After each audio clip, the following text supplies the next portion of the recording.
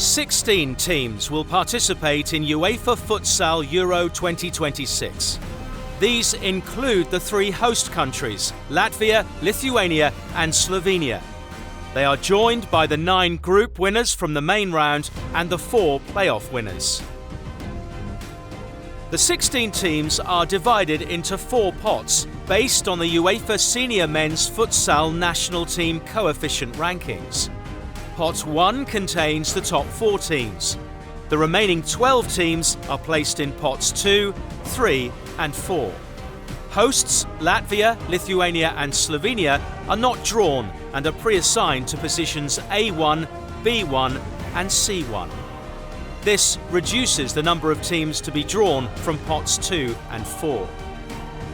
The draw will form 4 groups of 4 teams, each group containing 1 team from each pot. To randomise the match schedule, a second draw determines each team's position within its group. 4 pots labelled A to D are used to draw group positions.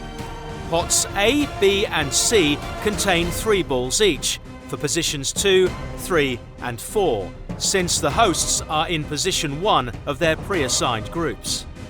Pot D contains 4 balls for positions 1 to 4. The draw begins with pot 1. The first team is drawn and placed in Group A. A second ball is drawn to determine its position in the group. The same procedure is then repeated until all teams in pot 1 have been assigned to a group and have been given a position in the group in question.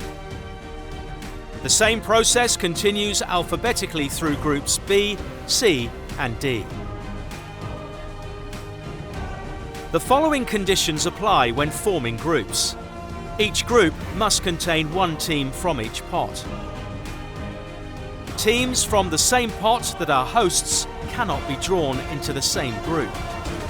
In addition to this condition, and in accordance with decisions made by the UEFA Executive Committee, Belarus and Ukraine cannot be placed in the same group.